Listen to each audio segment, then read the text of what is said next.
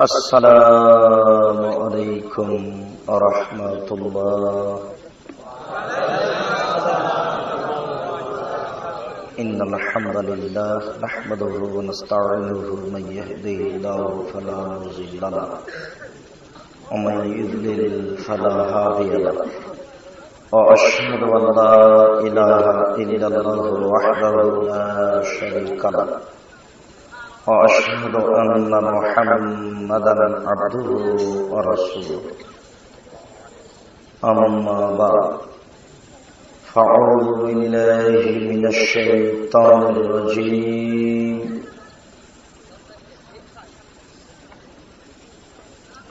فصل لربك عن بريدة رضي الله تعالى عنه قال قال رسول الله صلى الله عليه وسلم بين العبد وبين الكفر ترك الصلاة رواه أبو داود بسند صحيح। সম্মানিত উপস্থিতি, প্রশংসা আল্লাহর জন্য, শান্তি অবতীর্ণ হোক আল্লাহ রাসূলের উপর সাল্লাল্লাহু আলাইহি ওয়াসাল্লাম। আজকের দিনী বৈঠকে বক্তব্যের বিষয় সালাত, নামাজ। সালাত সম্পর্কে এক গুরুত্বপূর্ণ তথ্যবহুল বিবরণের চেষ্টা করব ইনশাআল্লাহ আজিজ। সালাত সম্পর্কে আলোচনা করতে গিয়ে আমাদের প্রারম্ভের আলোচনা হবে সালাত আদায় করতেই হবে। তারপরে সংক্ষিপ্ত কথা হবে যারা সালাত আদায় করে না তারা কেমন। তারপরের কথা যারা সালাত আদায় করে কিন্তু রাসূলের পদ্ধতিতে করে না তারা কেমন। তারপরে সংক্ষিপ্ত কথা হবে কিভাবে সালাত আদায় করতে হবে। উল্লিখিত বিষয়ের উপরে কথা বলার পূর্বে আপনাদের জন্য সংক্ষিপ্ত কয়েকটি কথা। তার প্রথম কথা হচ্ছে আমাদের জেনে রাখা ভালো হবে যে দুনিয়াতে দুটি পাপ রয়েছে যার নিজস্ব ক্ষমতা রয়েছে। সব পাপের নিজস্ব ক্ষমতা নেই। যেমন এই ছেলেরা, তোমাদের কথা বলা প্রয়োজন হচ্ছে কেন? তোমরা আশেপাশে দেখো অন্য কেউ কথা বলছে নাকি? এদিকে খেয়াল করো। মঞ্চে আমরা যারা আছি দয়া করে কথা বলার সুযোগ নিয়েন না। অপ্রয়োজনীয় মোবাইল বন্ধ রাখার জন্য আমাদের পক্ষ থেকে আন্তরিকভাবে জোরালো অনুরোধ রইল। অনুরোধ রক্ষা করে ভদ্রতা বজায় রেখে গুরুত্বপূর্ণ আলোচনা শুনবেন বলে আমাদের পক্ষ থেকে আন্তরিক দাবি। বলছিলাম দুনিয়াতে দুটি পাপ রয়েছে যার নিজস্ব ক্ষমতা রয়েছে। সব পাপের নিজস্ব ক্ষমতা নেই। যেমন জিনা একটা মহাপাপ। রাসূল সাল্লাল্লাহু আলাইহি ওয়াসাল্লাম বলেন, আল বিকরু বিল বিকরি জিলদু মিয়া তাগরিবু সানা। অবিবাহিত ছেলে মেয়ে যদি জিনা করে তাহলে তাকে 100 লাঠি পিটিয়ে এলাকা থেকে 1 বছরের জন্য তাড়িয়ে দিতে হবে। তিনি বলেন, আসাইবুজ জানিয়া রাজুল, বিবাহিত পুরুষ নারী যদি জিনা করে তাহলে তাকে ইট ঢেল পাথর দিয়ে মেরে ফেলতে হবে। বিবাহের পরে যারা জিনায় লিপ্ত হয় তাদের দুনিয়াতে বেঁচে থাকার কোনো সুযোগ নেই। তওবা করলে পাপ ক্ষমা হয়ে যাবে সেটা ভিন্ন কথা, কিন্তু অন্তত তাকে এটা জেনে নিতে হবে যে আমার বেঁচে থাকার কোনো সুযোগ নেই। দুনিয়াতে আরো পাপ আছে কিন্তু বেঁচে থাকার সুযোগ হারায় না, তাতে কিছু শাস্তি হয়। যেমন কেউ যদি চুরি করে তাহলে বিধান হলো হাত কেটে নিতে হবে, তবুও তার বেঁচে থাকার সুযোগ আছে। কেউ যদি কারো প্রতি অপবাদ লাগায় তাহলে তাকে 80 লাঠি পিটাতে হবে, এরপরেও তার বেঁচে থাকার সুযোগ আছে। কেউ যদি নেশাদার দ্রব্য মদ খায় তাহলে তাকে 40 লাঠি পিটাতে হবে, এরপরেও তার বেঁচে থাকার সুযোগ আছে। কিন্তু বিবাহ করার পরে কেউ যদি জেনায় লিপ্ত হয় তাহলে অন্তত তার বেঁচে থাকার সুযোগ নেই। এই পাপ করলো, বিচার হলো না, তওবা করলো, ইনশাআল্লাহ এই পাপ ক্ষমা হয়ে যাবে। যদি তওবা না করে তাহলে এই পাপ দুনিয়াতে তার ক্ষতি করবে না, এই পাপ বিচারের মাঠে পাপের পাল্লায় উঠে যাবে। কিন্তু দুনিয়াতে দুটি পাপ রয়েছে, যেই পাপের নিজস্ব ক্ষমতা রয়েছে, যার দুনিয়াতেই ক্ষতি করে, তার একটি পাপের নাম শিরক আর একটি পাপের নাম বিদআত। শিরক করলে অতীতের নেকি নষ্ট হয়ে যায়, শিরক করলে আল্লাহকে হেয় তুচ্ছ করা হয়, শিরক করলে আল্লাহকে উপেক্ষা করা হয়, শিরক করলে আল্লাহকে অপমান খাটো করা হয়। বিদআত করলে ইবাদত কবুল হয় না, বিদআত করলে আল্লাহ রাসূলকে উপেক্ষা করা হয়, বিদআত করলে আল্লাহ রাসূলকে হেয় তুচ্ছ করা হয়, বিদআত করলে সামনের ইবাদত কবুল হয় না। আমরা বলছিলাম দুনিয়াতে দুটি পাপ রয়েছে যার নিজস্ব ক্ষমতা রয়েছে, আরো পাপ আছে এর চেয়েও বড় আমরা মনে করতে পারি, কিন্তু তার কোনো নিজস্ব ক্ষমতা নেই। যেমন মানুষকে হত্যা করা মহাপাপ, একজন মানুষকে হত্যা করলে তেমনই পাপ হয়, সারা পৃথিবীর মানুষকে হত্যা করলে যেমন পাপ হয়। এরপরেও সে যদি তওবা করে তার পাপ ক্ষমা হয়ে যাবে। যদি তওবা না করে তাহলে এই পাপ পাপ হয়ে থেকে যাবে, বিচারের মাঠে এটা পাপের পাল্লায় উঠে যাবে, দুনিয়াতে তার ক্ষতি করবে না। আমরা খুব ভালোভাবেই জানি যে একজন মানুষ 99 জন মানুষকে হত্যা করেছিল, তারপরে একজন লোককে বলেছিল দরবেশ, আলেম নয়, দরবেশকে বলেছিল বাঁচার পথ আছে কি? সে বলেছিল না, তখন সে তাকে হত্যা করলো।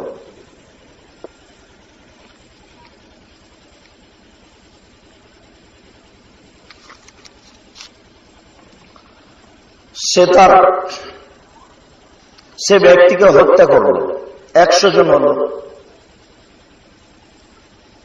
এরপরেও সে ক্ষমার পথ খুঁজল, আল্লাহ তাকে ক্ষমা করে দিলেন। 100 জন মানুষকে হত্যা করার পরেও সে ক্ষমা পেয়ে গেল। অথচ মানুষ হত্যা করা মহাপাপ। মানুষ যদি মানুষ হত্যা করে তওবা করে পাপ ক্ষমা হবে, তওবা যদি না করে তাহলে এই পাপ পাপ হয়ে থেকে যাবে, বিচারের মাঠে পাপের পাল্লায় উঠে যাবে, দুনিয়াতে তার ক্ষতি করবে না।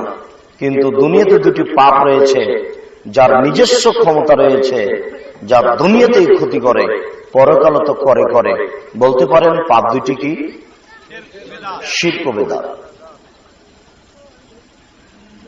আমরা যেহেতু আজকের এই বিষয়ে আলোচনা করতে চাচ্ছি না, কাজে আমরা একটা সংক্ষিপ্ত টিকা রেখে যেতে পারি শিরক বিদআতের।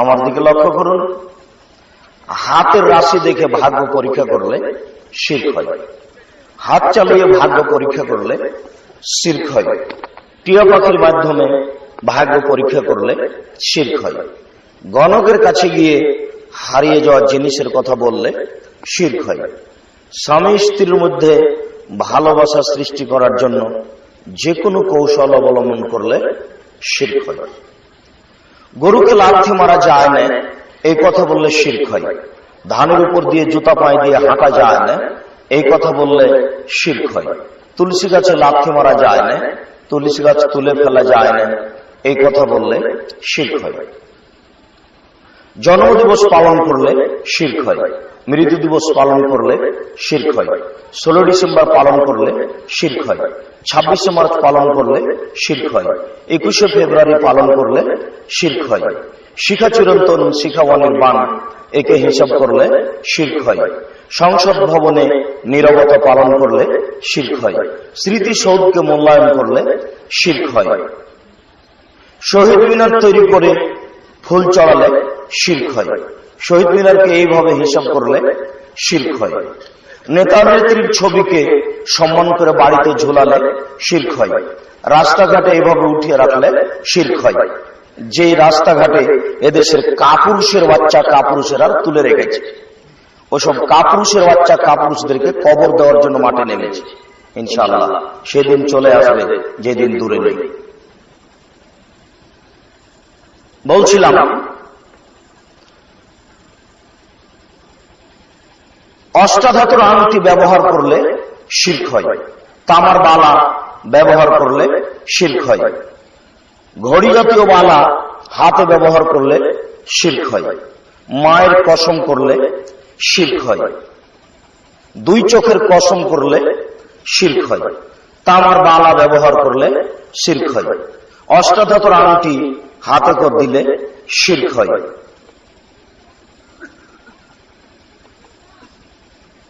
আপনার কবরকে সম্মান করলে শিরক হয়, কবরের উপরে ফুল চড়ালে শিরক হয়, কবরের কাছে কিছু চাইলে শিরক হয়, কবরের কাছে মাথা নত করলে শিরক হয়। এদেশের মাটিতে অসংখ্য শিরক রয়েছে। কোরআন মাজিদে হাত রেখে কসম করলে শিরক হয়, ছেলের মাথায় হাত রেখে কসম করলে শিরক হয়, মসজিদে গিয়ে কসম করলে শিরক হয়, যে কোনো শস্য নতুন হলো নবান্ন হিসাবে তাকে খেলে ব্যবহার করলে শিরক হয়, যমজ জোড়া কলা খেলে যমজ সন্তান হতে পারে এমন মন্তব্য করলে শিরক হয়, হাত থেকে গিলাস পড়ে গেল কুটুম্ব আসতে পারে এমন হিসাব করলে শিরক হয়, ঘরের উপরে কাক ডাকছে কেউ আসতে পারে এই হিসাব করলে শিরক হয়। আমি বলছিলাম টিকটিকি টিকটিক করে উঠলো, আমি বললাম ঠিক বলেছি, এরকম কোন হিসাব করলে শিরক হয়। আপনার স্ত্রী ফরজ গোসল না করে ঘর ঝাড়ু দিতে পারে না, ভাত রান্না করতে পারে না, বেগুন গাছ থেকে বেগুন তুলে আনতে পারে না, সিম গাছ থেকে সিম ছিঁড়ে আনতে পারে না, এমন হিসাব করলে শিরক হয়। আপনার স্ত্রী ফরজ গোসল না করে সবকিছু করতে পারে, পারে না নামাজ পড়তে, পারে না কোরআন তেলাওয়াত করতে, এছাড়া সবকিছু করতে পারে। লোকটি মারা গেছে, ওই ঘরে 3 দিন যাবৎ বাতি জ্বালিয়ে রাখলে শিরক হয়, আগরবাতির ব্যবস্থা করলে শিরক হয়। গাড়ি ছুটছে রাজশাহী থেকে বা ঢাকা থেকে, যখনই সূর্য ডুবছে তখনই গাড়িতে আলো দেওয়া হচ্ছে, বাতি দেওয়া হচ্ছে, এরকম হিসাব করলে শিরক হয়। এদেশের মাটিতে অসংখ্য শিরক রয়েছে, শিরক করলে অতীতের নেকি নষ্ট হয়ে যায়।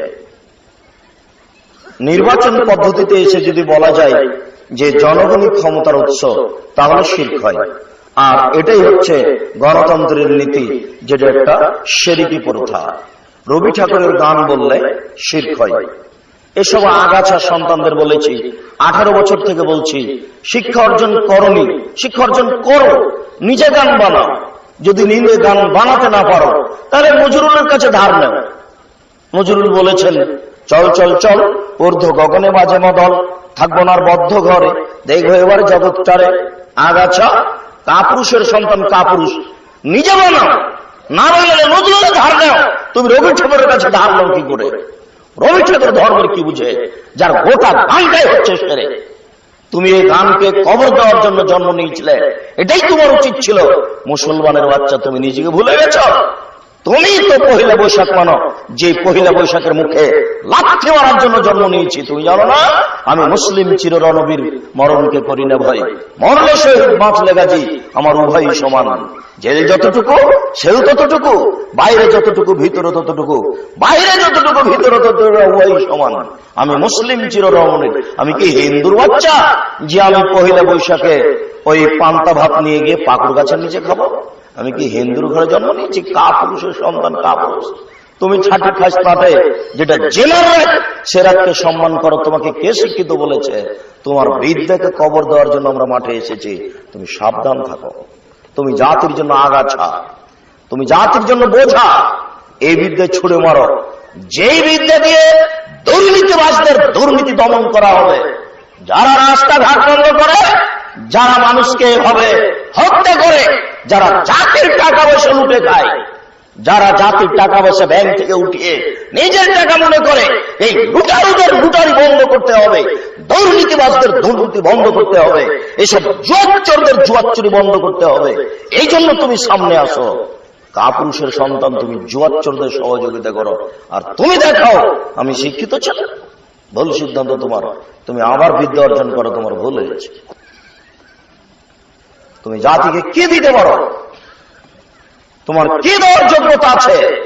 যারা লুটারো, যারা দুর্নীতিবাদ, যারা জাতিকে অন্যায়ভাবে হত্যা করে তুমি তার সহযোগিতা করো। তোমাকে চিনি না? তুমি মুসলমানের বাচ্চা হয়ে পহেলা বৈশাখে পান্তা নিয়ে ইলিশ মাছ নিয়ে পাকড় গাছের জিতলে ছি ছি, একটু লজ্জা করো না?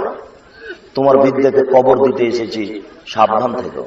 বলছিলাম সম্মানিত দিনী ভাই, দুনিয়াতে যদি পাপ রয়েছে, যার নিজস্ব ক্ষমতা রয়েছে, তার একটি পাপের নাম শিরক। শিরক করলে অতীতের নেকি নষ্ট হয়ে যায়।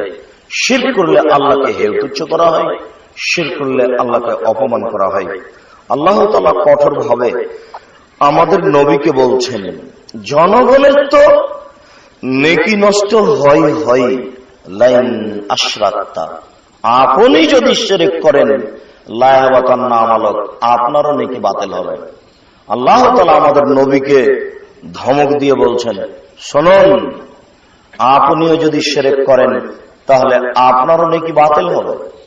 যারাই শিরক করবে তাদেরই নেকি বাতিল হবে। দুনিয়াতে আর একটি পাপ রয়েছে যার নাম বিদআত। বিদআত করলে ইবাদত কবুল হয় না। আমি আপনাদের এলাকায়, অন্তত এই এলাকাতে নতুন, আমি বিশ্বাসী যে আমাদেরকে অবগত আছেন, এরপরে জায়গা হিসেবে নতুন, কাজে আপনাকে আমি সম্পূর্ণ বেদাতের কোন তালিকা দিচ্ছি না, এতটুক সংক্ষিপ্ত যে ওই যে মহিলা বৈঠকে বলেছে, আপনার ওই পুরুষের বৈঠকে লোকটা বলেছে মাগরিবের পরে 6 রাকাত সালাতুল আওয়াবিন নামাজ পড়লে 12 বছরের নেকি হয়, এই কথাটা মিথ্যে, এ হাদিস জাল। এইভাবে যদি মানুষ মাগরিবের পরে 6 রাকাত সালাত আদায় করে তাহলে তার ইবাদত কবুল হবে না, এটাই বেদাত।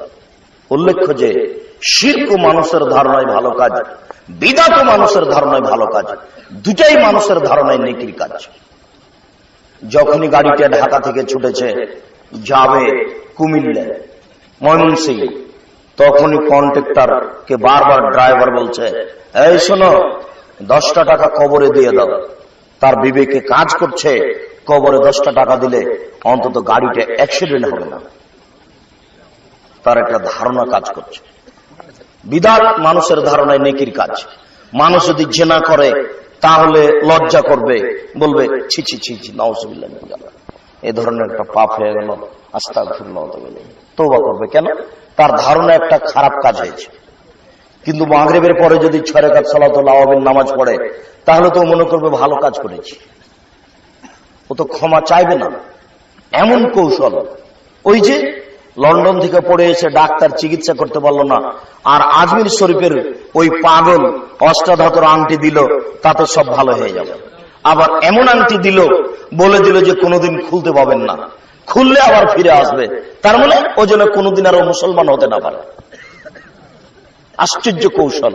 বোকা মানুষের মাথায় গোবর আছে, ওই নিয়ে ব্যস্ত আছে, হিসাবও করে না যেটা কেমন ঔষধ। ঔষধ যদি হয় তাহলে 8 দিন চললো, 15 দিন চললো, 3 মাস চললো, 6 মাস চললো, মরা পর্যন্ত চলে কি করে? এই কোন ধরনের ঔষধ? বিদআত মানে নেকির কাজ। লোকটা মরে মরে, জান যায় যায়, লোকটা মরে মরে, জান যায় যায়।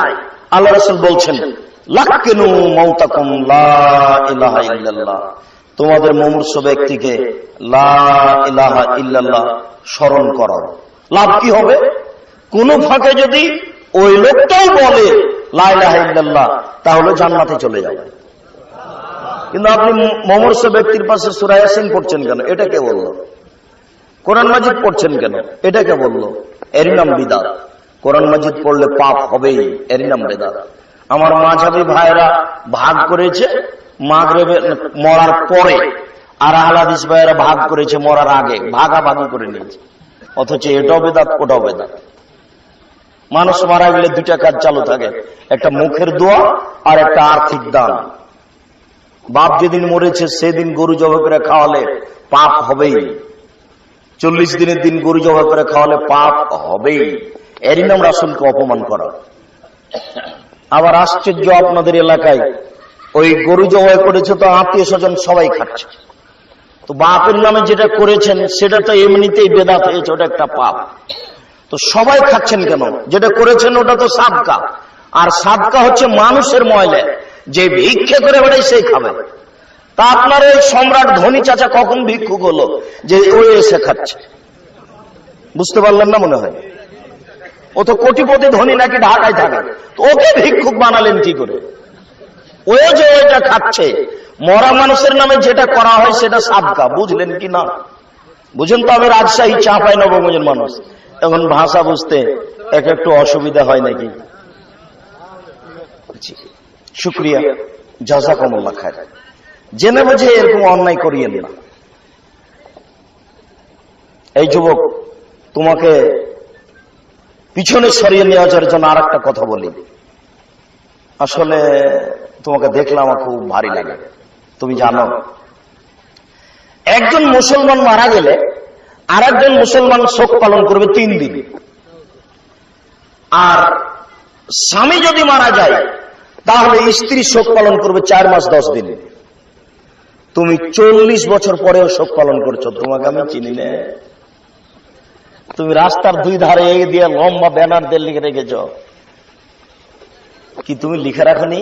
ছি, তোমার বিদ্যাকে কবর দিতে এসেছি। তুমি জাতির জন্য আগাছা, তুমি জাতির জন্য আগাছা, তুমি জাতির জন্য আগাছা। আমি মুসলিম চিরনবীর, আমি 40 বছর পরে শোক পালন করি না, করব না, দেহে শ্বাস থাকাকালীন করবো না। তোমাকে বলে রাখলাম, তুমি কাপুরুষের বাচ্চা, কাপুরুষ।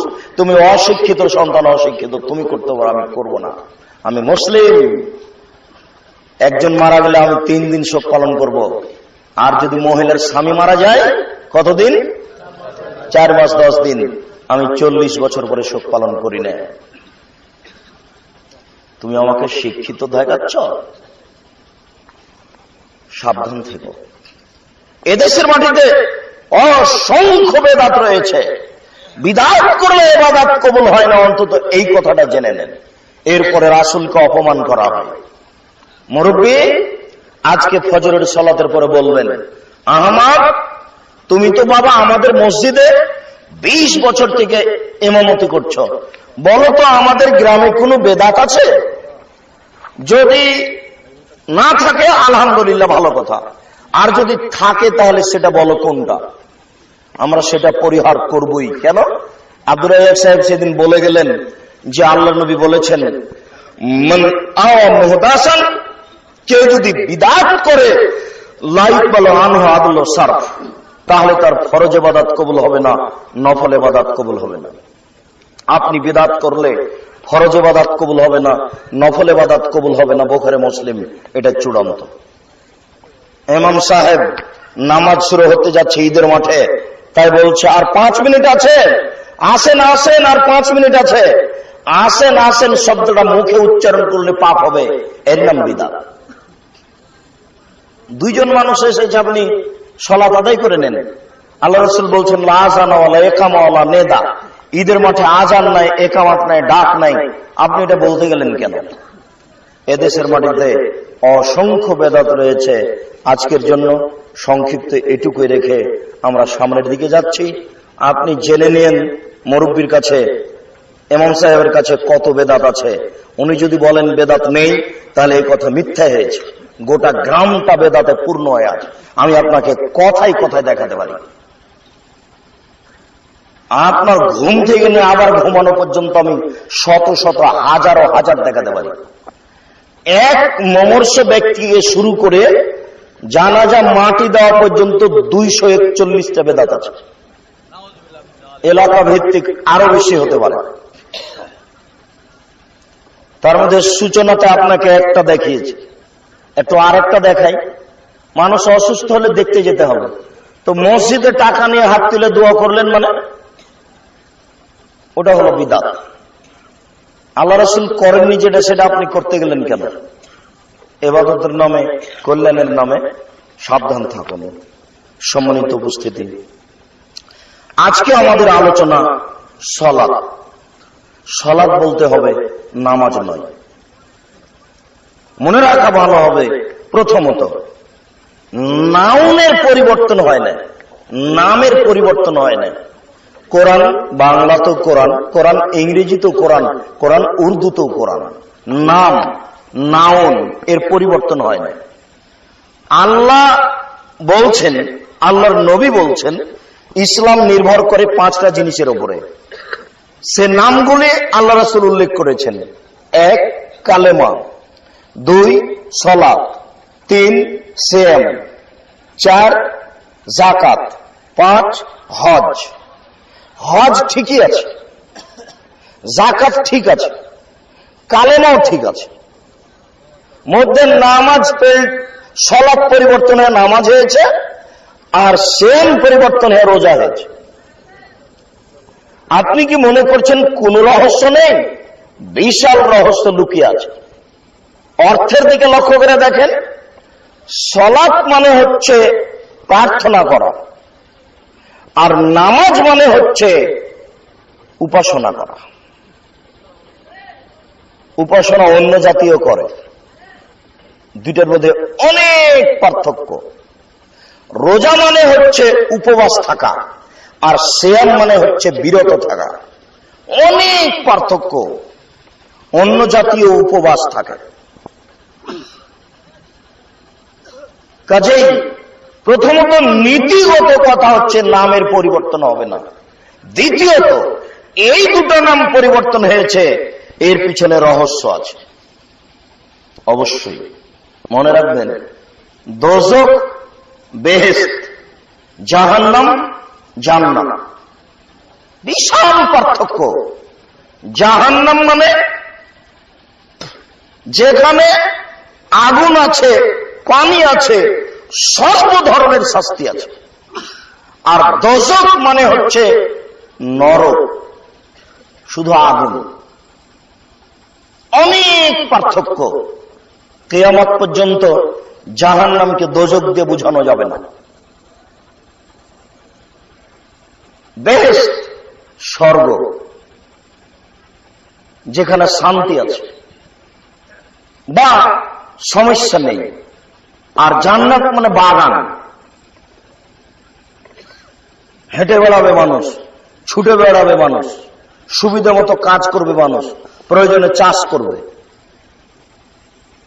আল্লাহ রাসূল বলছেন যে যা মন চাইবে তাই হবে। তো একজন লোক বলছে, আল্লাহ রাসূল জমি চাষের ব্যবস্থা আছে?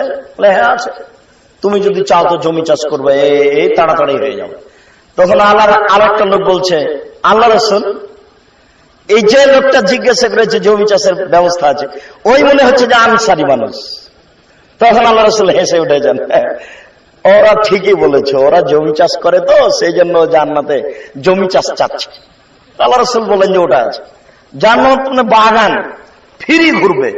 বেহেশতের সাথে জান্নাতের কোনো সম্পর্ক নেই। জান্নাতকে বেহেশত দিয়ে বোঝানো যায় না, স্বর্গ দিয়ে বোঝানো যায় না।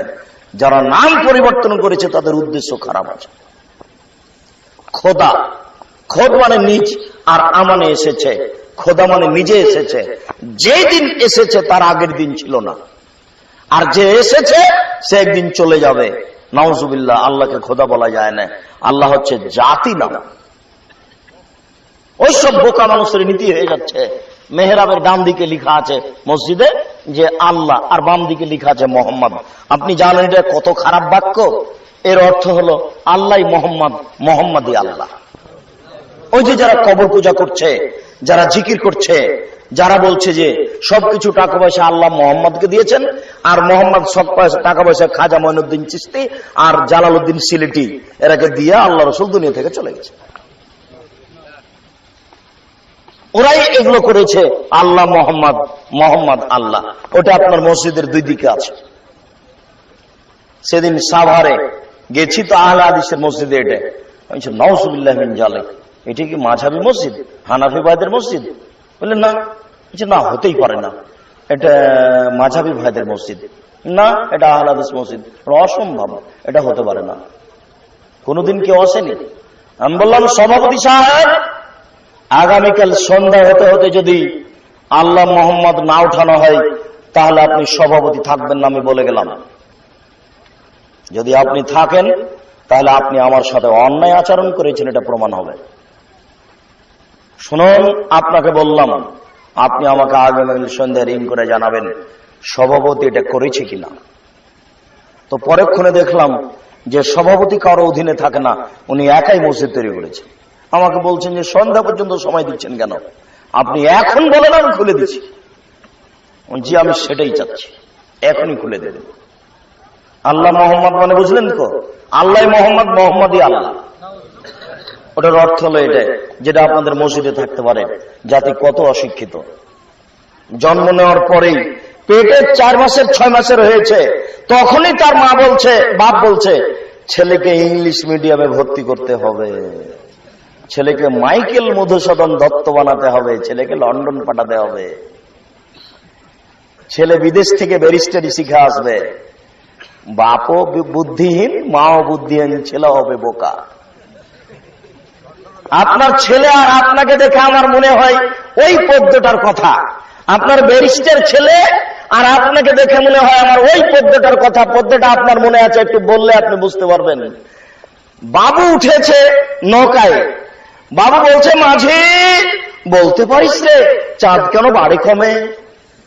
তখন মাঝি বলছে আমি কি ওসব জানি, ও দেখি তোর জীবন চারা নাই মিছে। মাঝি বলতে পারিস এটা কেন হয়? আমি কি ওসব জানি, ও দেখি তোর জীবনে আটা নাই মিছে। মাঝি বলতে পারিস এটা কেন হয়? আমি কি ওসব জানি, ও দেখি তোর জীবন 12 আনায় মিছে। ইতিমধ্যে বাতাস উঠেছে, নৌকা হিলে উঠেছে। মাঝি বলছে বাবু সাঁতার জানো বাবু? তখন বাবু বলছে না রে মাঝি না, আমি তো সাঁতার জানি না। তখন মাঝি বলছে ও বাবু এখন কেন কাবু? এখন দেখি তোমার জীবন 16 আনায় মিছে, এদের বাপ বেটার জীবন 16 আনায় মিছে, টাকাটি লস, জীবনটাই বৃথা। এই পথে চলিয়েন না, ভুল হচ্ছে। একটু ধর্মকর্ম বুঝে জীবিকা নির্বাহ করার চেষ্টা করুন, আল্লাহ ফলাফল দিবেন জান্নাত, যেটার বিকল্প শান্তির আর কোনো জায়গা নেই।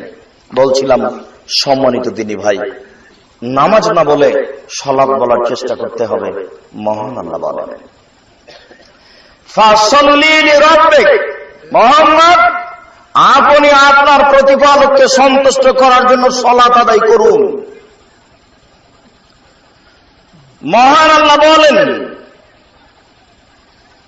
আকিমিস সালাত লিযিকরি, তোমরা সালাত আদায় করো আমাকে ডাকার জন্য। মহান আল্লাহ বলেন ইন্নাস সালাতা তানহা আনিল ফাহশাই ওয়াল মুনকার ওয়া লাযিকরুল্লাহি আকবার, নিশ্চয় সালাত মানুষকে অশ্লীল অপছন্দ কাজ থেকে দূরে রাখে, নিশ্চয় সালাত আল্লাহকে ডাকার সবচেয়ে বড় মাধ্যম, নিশ্চয় সালাত সবচেয়ে বড় জিকির। সালাত দিয়ে আল্লাহকে যত ডাকা যায় আর কোন ইবাদত দিয়ে আল্লাহকে তত ডাকা যায় না। ইবাদতের জগতে সবচেয়ে দামি ইবাদত হলো সিয়াম, রোজা। সিয়াম দিয়ে আল্লাহকে যত ডাকা যায় আর কোন ইবাদত দিয়ে আল্লাহকে তত ডাকা যায় না। সিয়াম দিয়ে আল্লাহকে যত সন্তুষ্ট করা যায় আর কোন ইবাদত দিয়ে আল্লাহকে তত সন্তুষ্ট করা যায় না।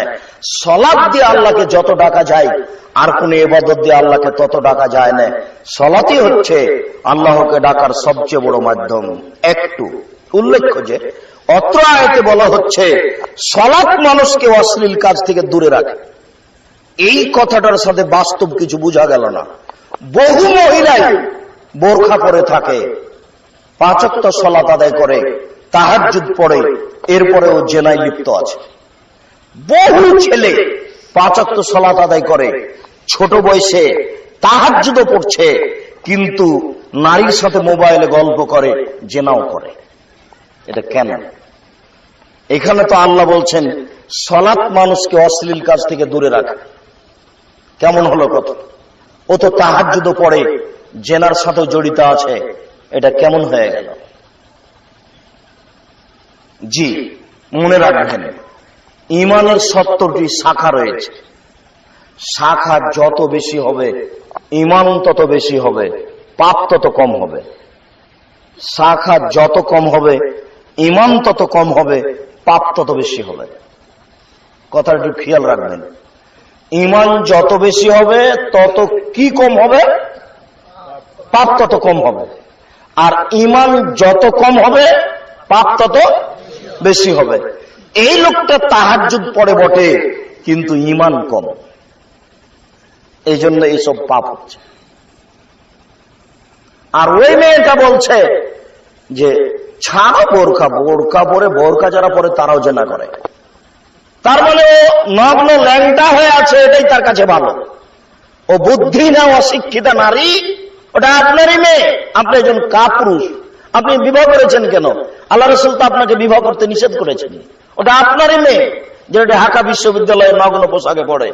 আপনি আবার তাহাজ্জুদ পড়েন, আপনি আবার চিল্লে দেন লন্ডন চলে গেছেন। বেটি এখানে বিশ্ববিদ্যালয়ে নগ্ন পোশাকে পড়ে আর চলে, আর ওখানে তাহাজ্জুদ পড়ে জান্নাত কিনবে। জান্নাত পড়ে আছে, টাকা দিয়ে পাওয়া যায়। এদেশের নেতা নেত্রীর মতো, এদেশের নেতা নেত্রী কবরের চতুর্দিকে দাঁড়িয়ে হাত তুলে দোয়া করে। ধর্ম নিজের ব্যাপার। আরে নারী পুরুষ তো আছে আছে, হিন্দু লোক তো হাত তুলে আছে। ধর্ম নিজের ব্যাপার। धर्म হচ্ছে राजशाही चांपाइनबाबगंज हवाई लड्डू, दोनों हाथ में लड्डू है, जो चाहे उसको खा ले, जो चाहे उसको छोड़ दे। धर्म নিজের ব্যাপার, ধর্ম পৈতৃক সম্পত্তি। তাই তো তারা এইভাবে দেখাচ্ছে ধর্ম। শুনুন, একজন মানুষের নীতিতে চলে ধর্ম, যার নাম মোহাম্মদ সাল্লাল্লাহু আলাইহি সাল্লাম। পৃথিবীর কোন মানুষের নীতিতে ধর্ম চলে না। বুজুর্গানের দিনের দোহাই দিয়ে ধর্ম চলে না, বড় হুজুরের দোহাই দিয়ে ধর্ম চলে না, পীর সাহেবের দোহাই দিয়ে ধর্ম চলে না, কোন ইমামের দোহাই দিয়ে ধর্ম চলে না। ধর্ম একজন মানুষের নীতিতে চলে। বলেন তো তার নাম কি? তার নাম মোহাম্মদ সাল্লাল্লাহু আলাইহি সাল্লাম। সারা দেশের নারী পুরুষ যদি কবরে ফুল চড়িয়ে চতুর্দিকে হাত তুলে দোয়া করে, সারা দেশের মানুষই পাবে। ওগুলো একটা ঢং। আর যারা সহযোগিতা করছে তারা হচ্ছে ধর্মের নামে, এরাই হচ্ছে ওইরকম আলেম যে আলেমের ব্যাপারে আল্লাহ রাসূল বলেছেন তাকে দেখতে লাগে মানুষ, আর ভিতর হচ্ছে শয়তান, আর অন্তর হচ্ছে শয়তানের অন্তর, তাকে দেখতে লাগে মানুষ। ওইসব হুজুরই তাদেরকে সহযোগিতা করে। নইলে তারা এইভাবে ধর্ম মানছে কেন? ধর্ম কেন এমন হবে? ধর্ম তো এমন হওয়ার কথা নয়। ঈমান যত বেশি হবে পাপ তত কম হবে। ওই মেয়েটা কেন বলছে যে বোরখা পরে আছে, জেনা করে, ওই খারাপ, আমি ভালো? তুমি একটা অশিক্ষিত নারী, তোমার মুখ দেখলে পাপ হয়, তোমার হাত দেখলে পাপ হয়, তোমার পা দেখলে পাপ হয়, তোমার চুল দেখলে পাপ হয়, তোমার দেহ দেখলে পাপ হয়, তোমার সারা দেহটাই হচ্ছে জেনার বস্তু মানুষের জন্য। আর তুমি দেখাচ্ছ আমি ভালো, আর বোরখা পরে অন্যায় করছে। ভালো হতে হবে বোরখা পরেই। বোরখা পরে কেউ খারাপ করছে, এই জন্য বোরখা পরা হবে না এই কথা নয়। তুমি কি করে নিজেকে ভালো দেখাচ্ছ? তোমার মুখ দেখলে পাপ হয়, তোমার হাত দেখলে পাপ হয়, তোমার পা দেখলে পাপ হয়, তোমার চুল দেখলে পাপ হয়, তোমার অঙ্গ প্রত্যঙ্গ দেখলে পাপ হয়, তোমার গোটা দেহটাই হচ্ছে অন্যের জন্য পাপের বস্তু। আবার তুমি দেখাচ্ছ আমি ভালো আর ওই খারাপ। তুমি একটা অশিক্ষিত নারী। রাসূল সাল্লাল্লাহু আলাইহি সাল্লাম বলেছেন, তিন শ্রেণীর মানুষ জান্নাতে যাবে না, তিন শ্রেণীর মানুষ জান্নাতে যাবে না, তিন শ্রেণীর মানুষ জান্নাতে যাবে না। এক, মধুমেনুল খামর, নিয়মিত বিড়ি, তামাক, জর্দা, সিগারেট, গুল, নেশাদার দ্রব্য খায়, পান করে যারা, তারা জান্নাতে যাবে না। তওবা করে পথ থেকে ফিরে আসতে হবে। আজকে বলতে হবে, আল্লাহ, জিন্দেগিতে আর কোনোদিন সিগারেট মুখে দেব না, তুমি আমাকে সহযোগিতা করো। সহযোগিতা করার জন্য তিনি প্রতীক্ষমান রয়েছেন। আপনি তাকে বলেন, নিরাশার কিছু নেই। বিড়ি, তামাক, জর্দা, সিগারেট, গুল, নেশাদার দ্রব্য খেয়ে পান করে ও জান্নাতে যাবে না। তওবা করে পথ থেকে ফিরে আসতে হবে। আর রাজরত মিনান নেশায়, পুরুষের বেশধারী নারী জান্নাতে যাবে না। যারা পুরুষের জুতা স্যান্ডেল পরে, যারা পুরুষের শার্ট প্যান্ট পরে, যারা পুরুষের পোশাক পরে, তারা জাহান্নামে যাবেই। জাহান্নাম বলতেন নারী আর নারী, জাহান্নাম বলতেন নারী আর নারী, জাহান্নাম বলতেন নারী আর নারী, কিছু পুরুষ। দেখুন, আমি অনুবাদক, একটা মুসলিম গ্রন্থ থেকে হাদিসের একটা অংশ অনুবাদ করছি, আমি অনুবাদক। তিনি বলছেন, ওইসব নারী তো যাবে যাবেই, রাস্তাঘাটে যাদেরকে দেখছেন তারা সব জাহান্নামে যাবে। তওবা করে পথ থেকে ফিরে আসতে হবে। আমি অনুবাদ করছি, দেখুন। নেশাউন, মহিলা, কাসেতুন, কাপড় পরে থাকে, আর এতুন, উলঙ্গ। কাপড় পরে উলঙ্গ হয়, ওই যে আপনার স্ত্রী ছোট ব্লাউজ পরে আছে, পেট পিট দেখা যায়, এটাই উলঙ্গ পোশাক। ওই যে আপনার মেয়ে ফতুয়া গায়ে দিয়ে আছে, এটাই উলঙ্গ পোশাক। মুমিনাতুন, পুরুষকে নিজের দিকে আকৃষ্ট করে। দেখবেন আপনার মেয়ে যখন রাস্তায় হাঁটে তখন দুই ধারের পুরুষ তাকে দেখতে থাকে। মায়লাতুন, নিজেরাও পুরুষের দিকে আকৃষ্ট হয়। এটা কিভাবে? মেয়েটা বাড়িতে আছে, ভালোই আছে, তার মা বললো তোমার আব্বুকে ভাত দাও, দিল, বিছানাটা ঠিক করো, করলো, বেশ ভালোই আছে।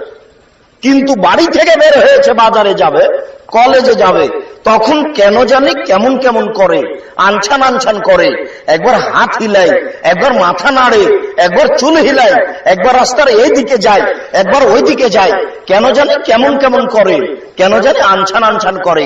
এ দেখেন পুরুষের দিকে আকৃষ্ট হয়েছে, নইলে বাড়িতে ছিল ভালোই ছিল, রাস্তায় এমন করে কেন? আল্লাহ রাসূল এই কথাই বললেন।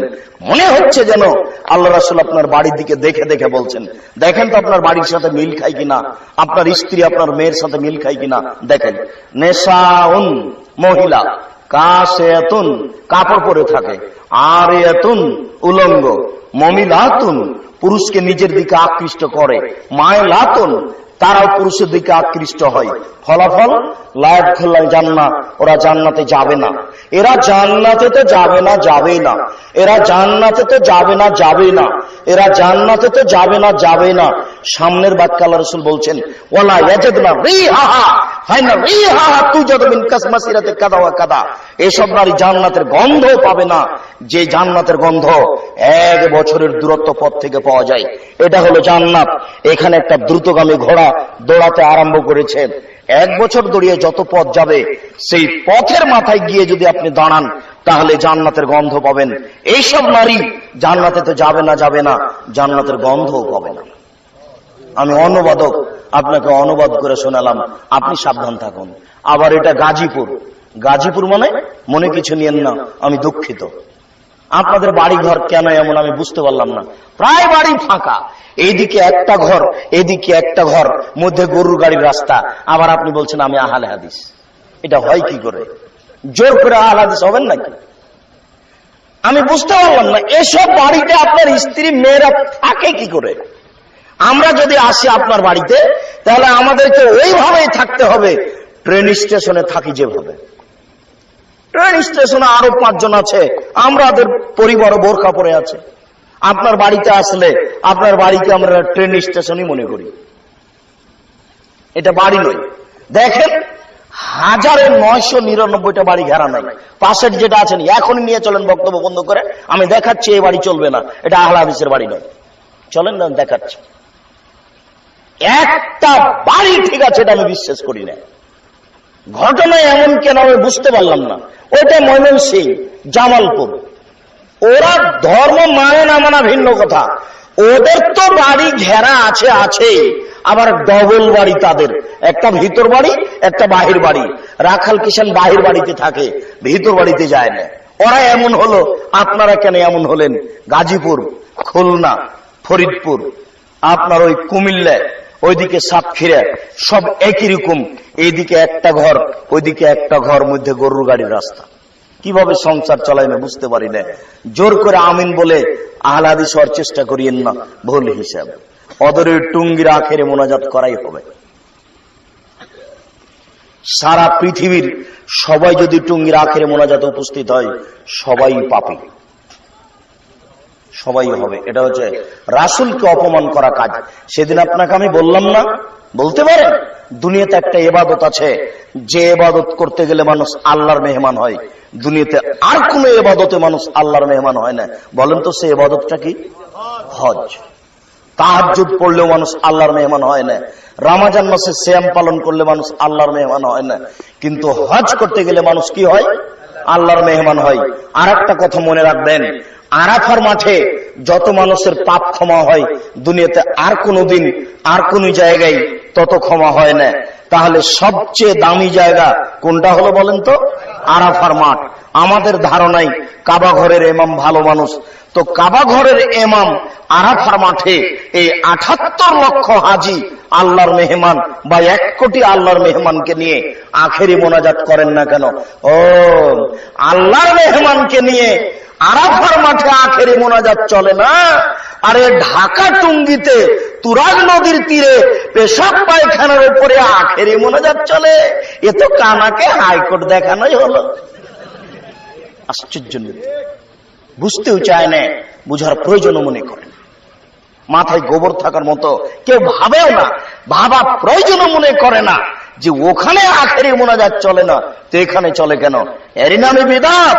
যে কাজ ইবাদত আল্লাহ রাসূল করেননি সে ইবাদত করে জান্নাত কেনার চেষ্টা করিয়েন না। জান্নাত সহজে পাওয়া যায় না, জাহান্নাম সহজে পাওয়া যায়। আপনি সাবধান থাকুন। বলছিলাম মহান আল্লাহ বলেন, হাফিজু আলাস সালাওয়াত ওয়াস সালাতুল উস্তা, তোমরা 5 ওয়াক্ত সালাত আদায় করো, বিশেষভাবে আসরের সালাত আদায় করো নির্ধারিত সময়ে সুন্দর করে। 5টায় আসরের সালাত হবে না, 5:30টায় 6টায় হবে না, 3:30টায় 3:45টায় এইরকম সময় আসরের সালাত আদায় করতে হবে। এটাই চূড়ান্ত, বিকল্প পথ থেকে ফিরে আসতে হবে। বলছিলাম মহান আল্লাহ বলেন, কাদ আফলাহাল মুমিনুন আল্লাযীনা হুম ফি সালাতিহিম খাশিউন, ওরাই সফল হলো যারা ভয় ভীতি নিয়ে সালাত আদায় করলো। ভয় ভীতি নিয়ে সালাত আদায় করলে সফল হবেন ইনশাআল্লাহ। এতক্ষণ পর্যন্ত সংক্ষিপ্ত বিবরণে আমরা বুঝতে পারছিলাম সালাত আদায় করতে হবে। রাসূল সাল্লাল্লাহু আলাইহি সাল্লাম বলেছেন, ইসলাম নির্ভর করে 5টি জিনিসের উপরে, তার 2 নম্বর হচ্ছে সালাত। রাসূল সাল্লাল্লাহু আলাইহি সাল্লাম মুআজকে বললেন, মুআজ ইন্নাকা তাতি আহলা কিতাবিন ফাদউ ইলা শাহাদাতিন লা ইলাহা ইল্লাল্লাহ ওয়া আন্না মুহাম্মাদুর রাসূলুল্লাহ, তুমি ইহুদি খ্রিস্টানদের নিকটে যাচ্ছ, তুমি সর্বপ্রথমে মানুষকে বলো, তারা বলবে আমি সাক্ষ্য দিচ্ছি আল্লাহ ব্যতীত কোনো মাবুদ নাই, আমি সাক্ষ্য দিচ্ছি মুহাম্মদ আল্লাহর রাসূল, হাইনুম আতাউ লিযালিক। তারা যদি এলে মেনে নেয় তাহলে তুমি বলবে ইন্নাল্লাহ কাদ ফারাজ আলাইহিম খামসা সালাওয়াতিন ফিল ইয়াউমিল লাইলা, আল্লাহ 24 ঘন্টায় 5 ওয়াক্ত সালাত ফরজ করেছেন। সংক্ষিপ্ত বিবরণে আল্লাহ রাসূলের ভাষাতে বুঝতে পারছিলাম সালাত ফরজ। সম্মানিত উপস্থিতি, সালাত আদায় করতেই হবে যে কোনো মূল্যে। ওযু করে সালাত আদায় করতে হয়, পানি নেই, তায়াম্মুম করে সালাত আদায় করতে হবে, মাটি নেই, বিনা ওযুতে বিনা তায়াম্মুমে সালাত আদায় করতে হবে। দাঁড়িয়ে থেকে সালাত আদায় করতে হয়, দাঁড়িয়ে থাকা যায় না, বসে থেকে করতে হবে, বসে থাকা যায় না, শুয়ে থেকে সালাত আদায় করতে হবে। স্বাভাবিক গতিতে মাটির উপরে বসে সালাত আদায় করাই সুন্নাত, উত্তম। সবাই চেয়ার নেওয়া যেভাবে শুরু করেছে তাতে কয়দিন পরে মসজিদ আর জায়গাই থাকবে না। মসজিদে যদি জায়গা না থাকে তখন আপনারা কি করবেন? এই জন্য ওটা শরীয়ত নয়। শরীয়ত তার শরীরের গতিতে সালাত আদায় করবে। শরীর দাঁড়িয়ে তো দাঁড়িয়ে পড়েন, শরীর গতি রাখছে বসে বসে পড়েন, শরীর গতি রেখেছে শুয়ে শুয়ে পড়েন, মসজিদে গেছেন পা কেবলার দিকে করে দিয়ে শুয়ে থাকেন। অসুবিধা হচ্ছে বাড়িতে সালাত আদায় করেন, বিছানা করেন। ওই পথে আপনি গেলেন কেন? সম্মানিত উপস্থিতি, আপনি বসে শুয়ে সালাত আদায় করুন। শত্রু তাড়া দিয়েছে, দৌড়িয়ে চলে যাচ্ছেন, এই অবস্থাতে সালাত আদায় করুন। গাড়িতে দাঁড়িয়ে আছেন, হাত দুটি উপরে করে আছেন, শিকলি ধরে আছেন, আপনার সালাতের সময় পার হয়ে যাচ্ছে, এই অবস্থাতেই সালাত আদায় করুন। পরিষ্কার কাপড় পরে নামাজ পড়তে হয়, পরিষ্কার কাপড় নেই, যেই কাপড়ে পেশাব পায়খানা লেগে আছে এই কাপড় পরেই সালাত আদায় করুন। পেশাব পায়খানা লেগে থাকা কাপড় নেই, কোন কাপড়ই নেই, কারণবশত আপনি উলঙ্গ হয়ে আছেন, কথার কথা যেমন আফগানিস্তানে, ইরাকে এরকম কোন মুসলিম দেশে মার্কিন সৈন্য গিয়ে সুন্দরী নারীকে ধরে নিয়ে এসে ধর্ষণ করছে 10 জন 12 জন, এরপরে উলঙ্গ অবস্থায় তাদের সামনে হাঁটতে বাধ্য করছে। এই সময়ে যদি নামাজের টাইম হয়ে যায় তাহলে এই মুসলিম নারীকে মার্কিন সৈন্যের সামনে উলঙ্গ অবস্থাতে নামাজ পড়তে হবে, পড়তেই হবে।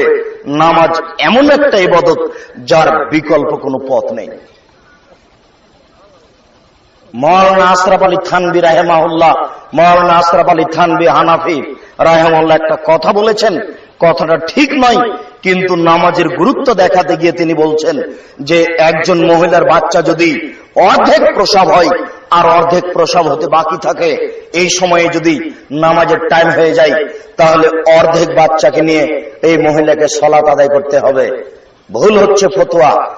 একটা মহিলার বাচ্চা প্রসব হচ্ছে, এই সময়ে যদি রক্ত বা সাদা কিছু দেখা দেয় তাহলে তাকে সালাত আদায় করতে হবে না। রক্ত বা সাদা কিছু দেখা যায় না, প্রচন্ড প্রসব বেদনা, এই প্রসব বেদনা অবস্থাতে তাকে সালাত আদায় করতে হবে, করতেই হবে যে কোনো মূল্যে। সালাত এমন একটা ইবাদত যার কোনো বিকল্প নেই। হজের বিকল্প আছে, আমি অসুস্থ আর একজনকে টাকা দিলাম, ও হজ করলো, হজ আমার হয়ে গেল। সিয়াম রোজার বিকল্প আছে, আমি অসুস্থ ফকিরকে সকাল সন্ধ্যা খাওয়ালাম, রোজা আমার, সিয়াম আমার হয়ে গেল। কিন্তু এরকম সলাত নয়। ওই হুজুর মিথ্যা করে আপনার ঠগিয়ে একটা কাজ করে চলে গেছে। যে হুজুর মিলাদ করে, ছাত্র নিয়ে এসে কোরআন মাজিদ পড়ে, ওই হুজুর এসে বলছে, এই ছেলে তোমার পিতার কয় ওয়াক্ত নামাজ কাজা হয়েছে? 3 ওয়াক্ত। 5 5 5 1500 টাকা জরিমানা দাও, কাফারা দিয়ে জানাজা করে চলে গেল। সলাতের কোনো কাফারা নেই, সলাতের উমরি কাজা নেই। উমরি কাজা পড়লে পাপ হবে, সলাতের কাফারা দিলে পাপ হবে। সলাতের কোনো কাফারা নেই, সলাতের কাফারাই হচ্ছে সলাত। যে কোনো মূল্যে সলাত আদায় করতে হবে। এই কারণে সেই কালে ইমাম আহমদ ইবনে হাম্বল রাহিমাহুল্লাহ বলেছিলেন, কেউ যদি অলসতা করে 1 ওয়াক্ত সলাত ছেড়ে দেয় তাহলে তাকে হত্যা করতে হবে। এই কারণে সেই কালে ইমাম আবু হানিফা রাহিমাহুল্লাহ বলেছেন, কেউ যদি অলসতা করে 1 ওয়াক্ত সলাত ছেড়ে দেয় তাহলে তাকে জেলখানায় বন্দী করে পিটিয়ে সলাত আদায় করাতে হবে। বর্তমানে আরবি বিদ্বানগণ বলছেন, স্বামী নামাজ পড়ে স্ত্রী পড়ে না, স্ত্রী সলাত আদায় করে স্বামী সলাত আদায় করে না, তাহলে বিভাগ কেটে গেছে। চেয়ারম্যান লাগে না, মেম্বার লাগে না, গ্রাম সর্দার লাগে না, কাগজ কলম লাগে না, এমনিতেই বিভাগ গেছে। বিভাগ নেই। এখনো তারা বলছে আরবি বিদ্বানগণ, আমরা বলছি সলাত ত্যাগ করা মহাপাপ, সলাত ত্যাগ করা মহাপাপ। সলাত আপনাকে যে কোনো মূল্যে আদায় করতে হবে।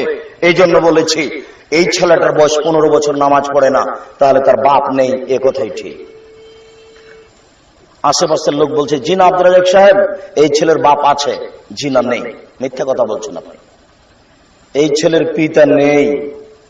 জি না, আছে। ওই ছেলের পিতা নেই, এ কথাই ঠিক। 15 বছর বয়স যেই ছেলের নামাজ পড়ে না, তার বাপ নেই, এ কথাই ঠিক।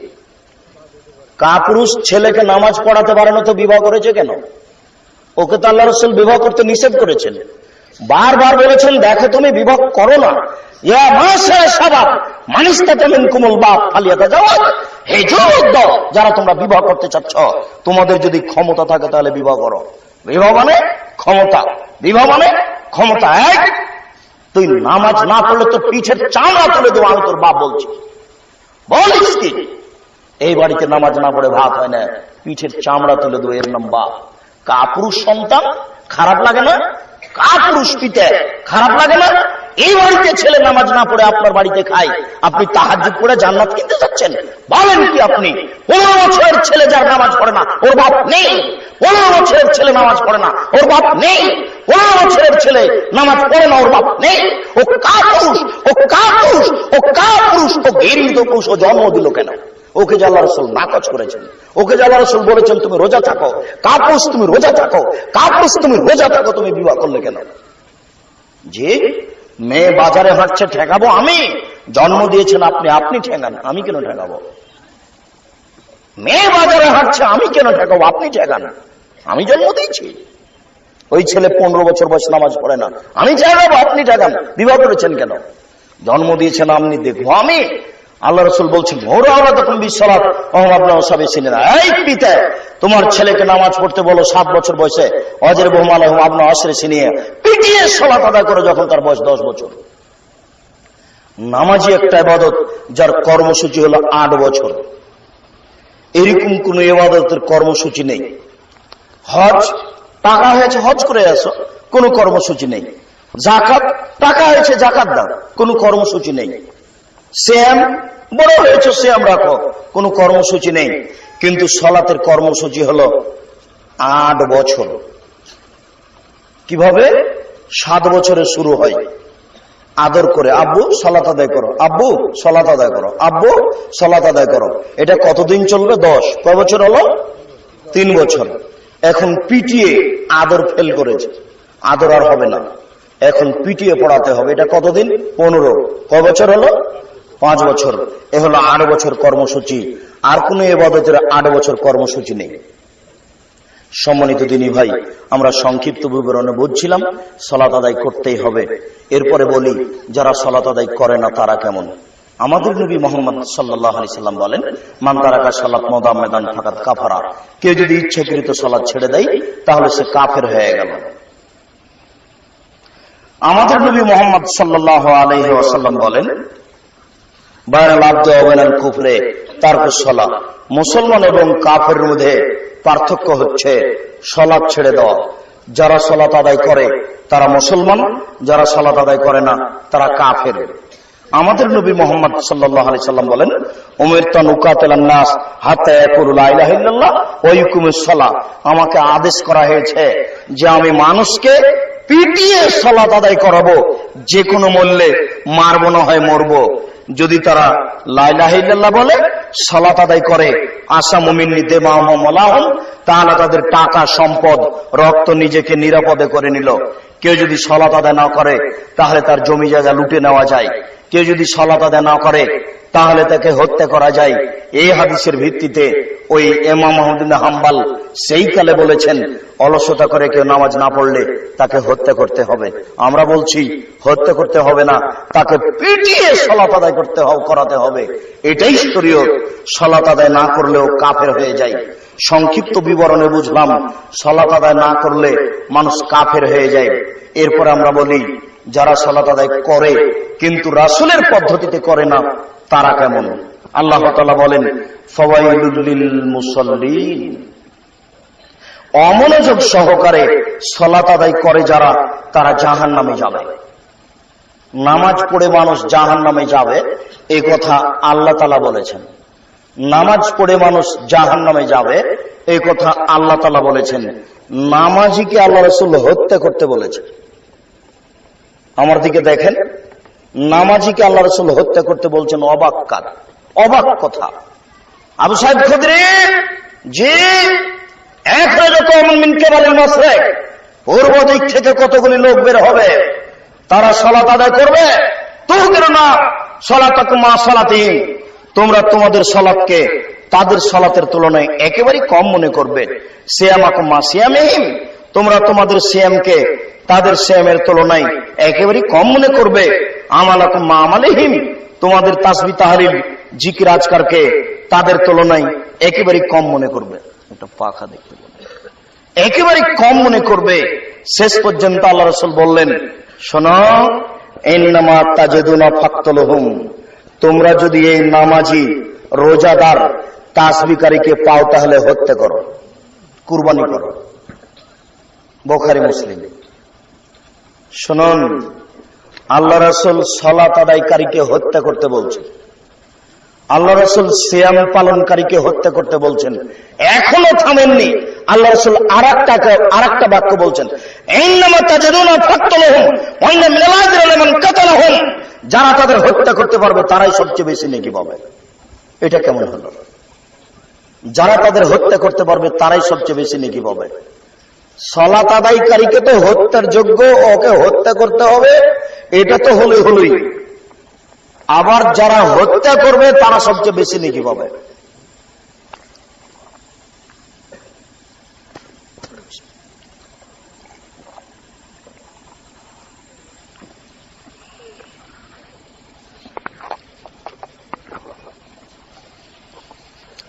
সম্মানিত উপস্থিতি, আমরা বলছিলাম এই দল কোন দল, তবে আছে এটা চূড়ান্ত।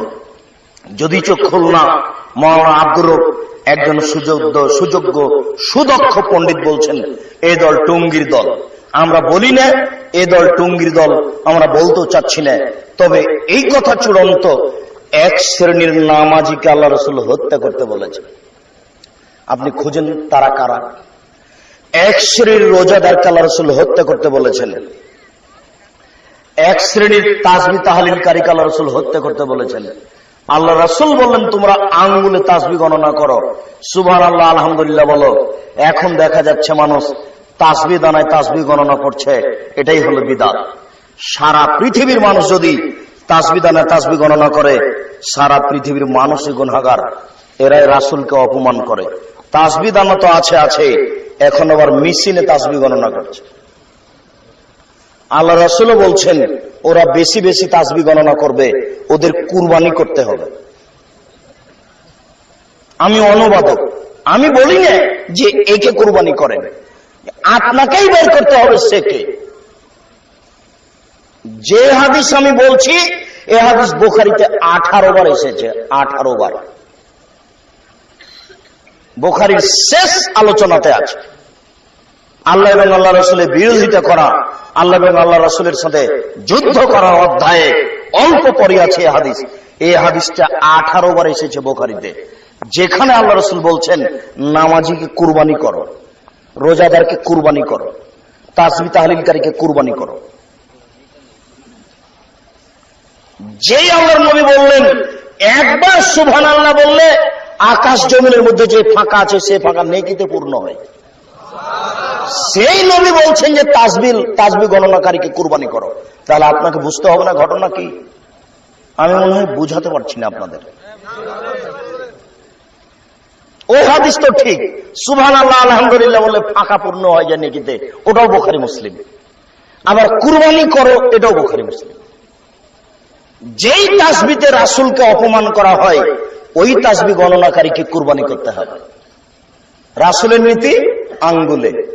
ওই দিক থেকে বৃদ্ধ মানুষ বলছেন, আব্দুর রাজ্জাক সাহেব, আঙ্গুলে তাসবিহ গণনা করলে ভুল হয় যে, মরা পর্যন্ত যদি ভুল হয় তবু আপনি নেকি পাবেন, কোনো সমস্যা নেই, আপনি আঙ্গুলে গণনা করেন। আজ থেকে আপনি আঙ্গুলে গণনা করেন, একদিনও যদি ঠিক না হয় তবু নেকি পাবেন। কেন? এটাই রাসূলের সুন্নাত। তাসবিহ গণনা করবেন কোটি কোটি বার, সববার যদি ঠিক হয় সববারই পাপ হবে, হতেই হবে।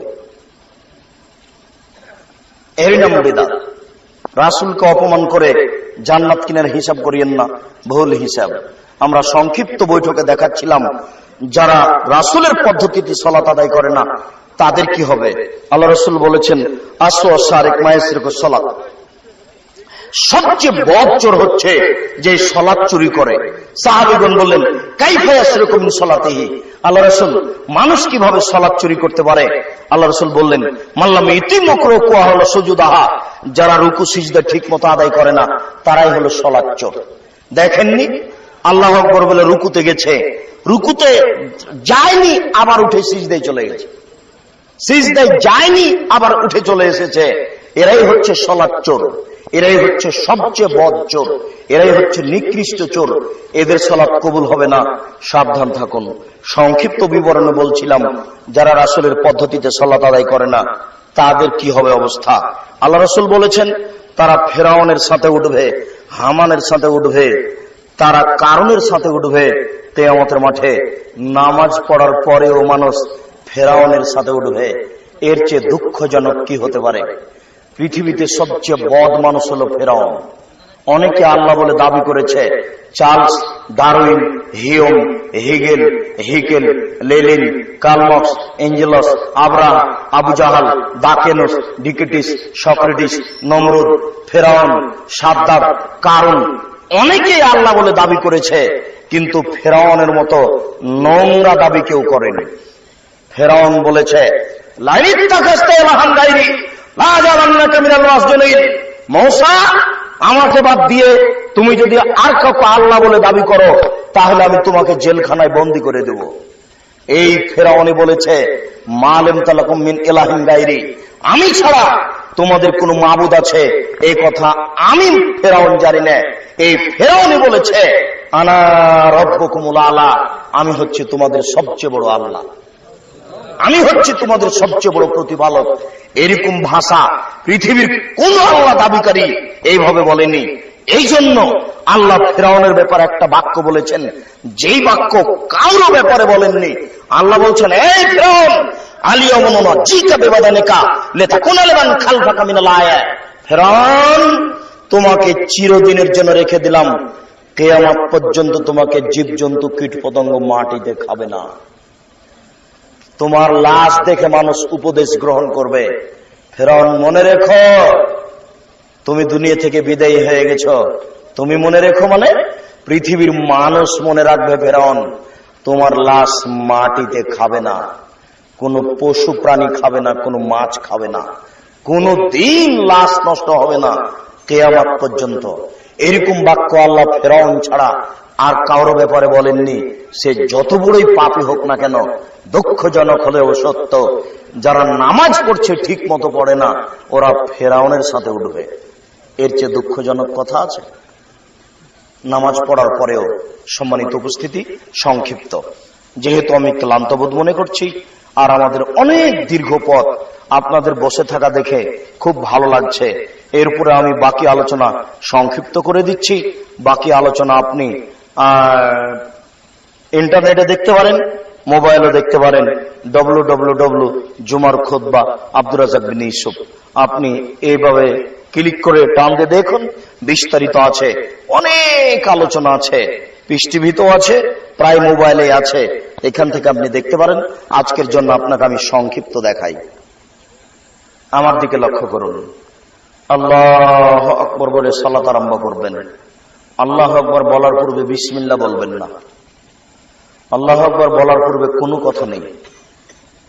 আল্লাহ আকবর বলার পূর্বে অজু করার পূর্বে পেশাব পায়খানার প্রয়োজন থাকলে সেরে আসেন। পেশাব পায়খানায় যখন বসবেন তখন বলবেন বিসমিল্লাহ আল্লাহুম্মা ইন্নী আউযু বিকা মিনাল খুবুসি ওয়াল খাবাইস। যদি বিসমিল্লাহ ছেড়ে দেন তাহলে শয়তান লজ্জা স্থান দেখতে পাবে, ক্ষতি করতে পারবে না। আর যদি বিসমিল্লাহ বলেন তো ক্ষতি করা তো দূরের কথা, দেখতেই পাবে। এবার উঠে আসছেন, গোফরানাকা বলেন, পানি দিয়ে পবিত্রতা অর্জন করেন, ঢেল টিস্যু পেপার দিয়ে নয়। আগে ঢেল পরে পানি, এ কথা মিথ্যে। আগে টিস্যু পেপার পরে পানি, এ কথা মিথ্যে। পানি দিয়ে পবিত্রতা অর্জন করেন। পানি নেই, ঢেল বা টিস্যু দিয়ে পবিত্রতা অর্জন করেন। ঢেল নিয়ে 40 কদম হাঁটতে হবে, পায়ের উপরে পা উঠাতে হবে, খক খক করে গলার শব্দ করতে হবে। এটা হলো বেহায়াই, এটা হলো লজ্জা না থাকার প্রমাণ। এটা একটা হারাম, নাজায়েজ, নোংরা, জঘন্য, বর্বর কাজ। এই লোকটা একটু আগে বলছে যে হাঁটুর উপরে কাপড় উঠলে ফরজ তরক হয়। এই লোকটা আবার হাঁটুর উপরে কাপড় করে এইভাবে কুলুক ধরে হেঁটে বেড়াচ্ছে মানুষ সমাজে। আচ্ছা, ও ধরলো, তাকে পবিত্রতা অর্জন করতে হলো, তার স্ত্রীকে ধরা লাগবে না? ওর স্ত্রী পবিত্রতা অর্জন করবে না? ধর্ম একটা মানে নিজের ব্যাপার। ও যদি 4 দিন কুলুক নিয়ে হেঁটে বেড়াই, এরপরে যদি আবার পেশাবে বসে, পানি খরচ করার জন্য বসে, আবার পেশাব আসবে, তার মানে ওটা তার ধান্দা হয়ে গেছে। হবে 40 ঘন্টা যদি হেঁটে বেড়াই, 40 ঘন্টা তো হেঁটে বেড়াবে না, আবার পেশাবের প্রয়োজন হবে। একটা কথার কথা বললাম বেশি করে, 2-3 ঘন্টা যদি হাঁটে, এরপরে আবার যখন এই ঢেলটা টিস্যু পেপার ছেড়ে দিবে তেমনই পেশাব আসবে। কেন? এটা তার ধান্দা। আল্লাহ রাসূল বলছেন পেশাব আসুক, কাপড় ভিজে যাক, তাতে তোমার কি আছে যায়। তুমি অজু করলে একটু পানি নিয়ে লজ্জা স্থান সামনাসামনি এভাবে ঝেড়ে দাও, তাহলে তোমার যত সন্দেহ আছে সব দূর হয়ে যাবে। তুমি সহজকে ভারী করলে কেন? আল্লাহ আকবার বলার পূর্বে কোনো কথা বলা যাবে না। চট করে ওই বেদাতটার কথা মনে পড়লো। মুয়াজ্জিন সাহেব আজান দেওয়ার পূর্বে বলছে, আপনারা উঠুন, ঘুমের চেয়ে নামাজ উত্তম। এই কথা বললেই পাপ হবে, এই কথা বললেই রাসূলকে অপমান করা হবে। কেন? আল্লাহ রাসূল আগে এই কথা বলতে বলেননি। তিনি মুয়াজ্জিনকে বলেছেন তুমি শুরু করো, আল্লাহু আকবার। কাজে এখন যদি কেউ আল্লাহু আকবার বলার পূর্বে বলে আপনারা উঠুন, ঘুমের চেয়ে নামাজ উত্তম, তাহলে প্রথম যেটা হলো সেটা রাসূলকে অপমান করা হলো। আর দ্বিতীয় যেটা হলো সেটা হলো বিদআত, এর আর ইবাদত কবুল হবে না। আল্লাহু আকবার বলার পূর্বে যদি এখন বলেন নওয়াইতু নুসাল্লি আলা রাকাতিল লিযুহরে, জোহরের 4 রাকাতে নিয়ত করলাম, তাহলে পাপ হবেই, এরই নাম বিদআত। আল্লাহ রাসূল কিছু বলেননি। নিয়ত করতে করতে তো বুদ্ধি শেষ, তাহলে আর ইবাদত করব কি? জোহরের নিয়ত, মাগরিবের নিয়ত, এশার নিয়ত, তাহাজ্জুদের নিয়ত, রোজার নিয়ত, হজের নিয়ত, নিয়ত করতে করতে জীবন গেল, ইবাদতই করব না। যাক, সাবধান। আল্লাহু আকবার বলার পূর্বে কোনো কথা নেই। ওযু করে উঠেছেন, দোয়া পড়েন, আশহাদু আল্লা ইলাহা ইল্লাল্লাহু ওয়াহদাহু লা শারীকা লাহু ওয়া আন্না মুহাম্মাদান আবদুহু ওয়া রাসূলুহু। খালি এইটুকু পড়েন, জান্নাতের 8টি দরজা খুলে যাবে। যান যে দরজা দিয়ে ইচ্ছে। রাসূলের সুন্নাতে আসেন, কোনো সমস্যা হবে না। আল্লাহু আকবার বলে সালাত আরম্ভ করেন। ডান হাতের কবজি বাম হাতের কবজির উপরে দিয়ে বুকের উপরে রাখবেন। নাভির নিচে হাত বাঁধার 3টি হাদিস আছে, একটিও ঠিক নয়।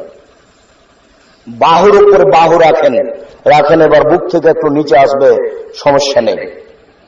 কবজির উপরে কবজি রাখেন, একাধিক সহিহ হাদিস। বুকের উপরে রাখেন, 4টি সহিহ হাদিস।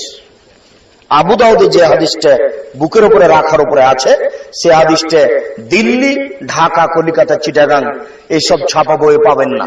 এরা ওটা কেটে দিয়ে ছাপিয়েছে আবু দাউদ, যেটা সৌদি আরব, কুয়েত, কাতার, বাহরাইন এদেশ থেকে ছেপে আছে। ওটাতে পাবেন আবু দাউদে যে বুকের উপরে হাত রাখতে হবে। দিল্লিতে যেগুলো ছাপিয়েছে, চিটাগাং, ঢাকাতে যেগুলো ছাপিয়েছে, এগুলো ওই হাদিসটা কেটে দিয়েছে। অনেক সমস্যা, তার মধ্যে এটা একটা বড় সমস্যা। এবার আপনি হাত বেঁধে বলুন সুবহানাকা আল্লাহুম্মা ওয়া বিহামদিকা ওয়া তাবারাকা ইসমুকা ওয়া তাআলা জাদ্দুকা লা ইলাহা গায়রুক, চলবে। এছাড়া আপনি বলতে পারেন আল্লাহুম্মা বা'id বাইনি ওয়া বাইনা খাতায়ায়া কামা বা'adta বাইনাল মাশরিক ওয়াল মাগরিব, হে আল্লাহ তুমি আমাকে আর আমার পাপকে অত দূরত্ব করো, পূর্ব এবং পশ্চিমকে তুমি যত দূরত্ব করেছো। আল্লাহুম্মা নাক্কিনি মিনাল খাতায়া কামা ইয়াক্কা সাবুল আবজু মিনাদ দানাস, হে আল্লাহ তুমি আমার পাপকে ঠান্ডা স্বচ্ছ পানি দিয়ে ধুয়ে পরিষ্কার করে দাও। আল্লাহুম্মা আগসিল খাতায়া বিল মাই ওয়া সালজাল বারাদ, হে আল্লাহ তুমি আমার পাপকে ঠান্ডা স্বচ্ছ পানি দিয়ে ধুয়ে পরিষ্কার করে দাও। এই কথা বলার পর আপনি বলুন আউযু বিল্লাহি মিনাশ শাইতানির রাজিম, আমি বিতাড়িত শয়তান, মারদুদ শয়তান থেকে পরিত্রাণ চাচ্ছি। বিসমিল্লাহির রহমানির রহিম, পরম দাতা দয়ালু আরম্ভ করছি।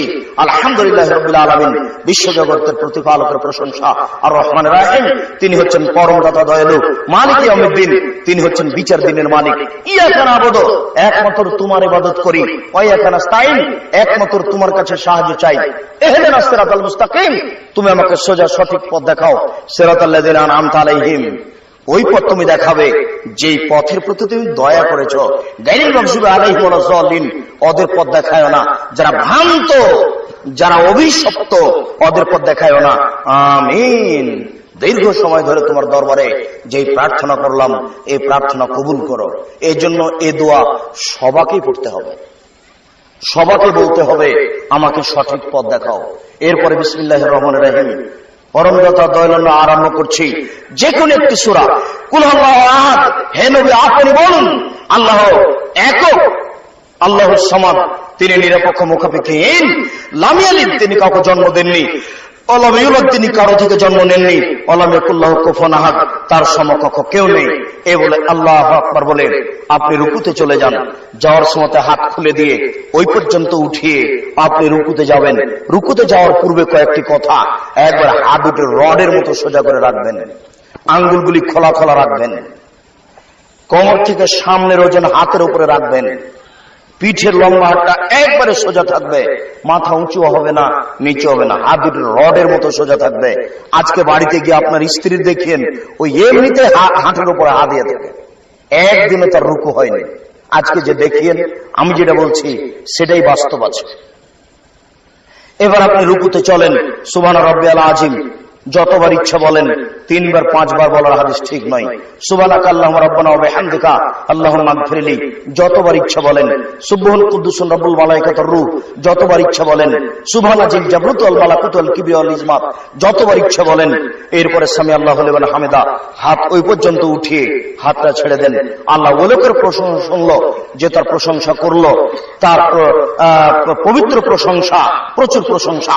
মিনাস সামাতে, আকাশ পরিমাণ প্রশংসা, মিলালার জমিন পরিমাণ প্রশংসা, মিলাবা বাইনাহুমা, আকাশ জমিনের মধ্যে যে ফাঁকা রয়েছে এই পরিমাণ প্রশংসা, মিলাবা শাইতা মিন শাইইন বাদু, এরপরে তুমি যত প্রশংসা চাও তত তোমার প্রশংসা। আমি জানি না তুমি যে কত প্রশংসা চাও। এই দাঁড়িয়ে দাঁড়িয়ে আপনি দোয়া পড়তে থাকেন, হাত ছেড়ে থাকবেন। রুকু থেকে উঠে আপনি হাত বাঁধবেন না, হাত ছেড়ে রাখতে হবে, এটাই ঠিক। এরপর আপনি সিজদায় চলেন। সিজদায় যাওয়ার পূর্বে জরুরি কথা, আপনি 2 হাতের আঙ্গুল জমা জমা করে কানের পাশে রাখবেন, কোন এভাবে উঠে রাখবেন যেন পেটের নিচ দিয়ে ছাগলের বাচ্চা পার হতে পারে। এতদিন পর্যন্ত যেভাবে সিজদা করছিলেন, আজকে নাক এবং কপাল তার চেয়ে 8-10 আঙ্গুল আগিয়ে রাখবেন, যাতে করে পিঠের লম্বা হাতটা একবারে সোজা হয়ে যায়, আর পা দুটি এইভাবে জমা লেগে থাকবে, 2 পায়ের মাঝে ফাঁকা থাকবে না। ওই যে মাযহাবী ইমাম সাহেব বলেছেন ডান পায়ের বৃদ্ধ আঙ্গুল নড়তে পাবে না, এই কথাটা মিথ্যে। যখন আপনি সিজদায় যাবেন তখন 2 পা জমা লেগে যাবে। কথা বুঝতে পারলেন না মনে হয়? 2 পা জমা লেগে যাবে, কোন এভাবে উঠে থাকবে। নারী পুরুষ একই ব্যাপার।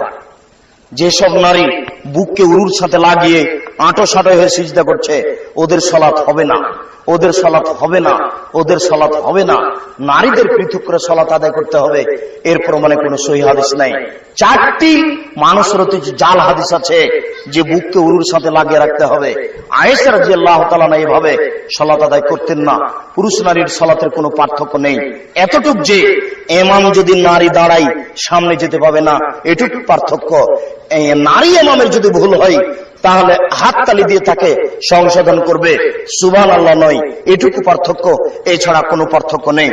এবার আপনি সিজদায় চলেন, সিজদায় বলেন সুবহান রাব্বিয়াল আলা, যতবার ইচ্ছা বলেন সুবহুন কুদ্দুসুন রব্বুল মালাইকাতুর রূহ, যতবার ইচ্ছা বলেন সুবহানাকা আল্লাহুম্মা রাব্বানা ওয়া বিহামদিকা আল্লাহুম্মা ইগফিরলি বলেন, নইলে বলেন সুবহান আল্লাহু ইন্নী আউযু বিকা আল্লাহু ইন্নী আসআলুকা আল্লাহুম্মা ইগফিরলি কুল্লাহু দিক্কাহু যুল্লাহু ওয়া আখিরাহু ওয়া নিয়াতাহু সিররা।